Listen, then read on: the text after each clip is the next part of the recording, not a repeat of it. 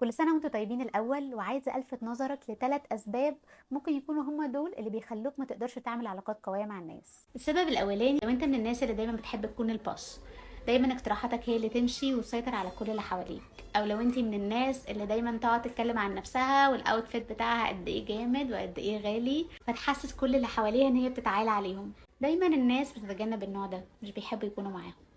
السبب التاني، لو انت تو نيدي، يعني دايما تبين قوي احتياجك للناس وان انت لوحدك، بوستاتك دايما من النوع اللي هو الرحلة فردية تماما فلا تتعلق. ولما حد يجي يسأل عليك تفضل تعاتبه عتاب شديد جدا، يا راجل انت لسه فاكرني اصلا؟ انت بقالك سنة ما سألتش عليا. برضو الناس بتشيل هم العتاب الشديد ده وبيقرروا ان هم ما يتصلوش بيك خالص.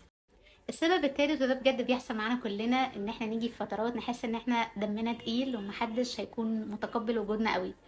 فحتى لو حد جه اتصل بيك قالك ما تيجي تخرج معانا، تلاقيك بتقوله لا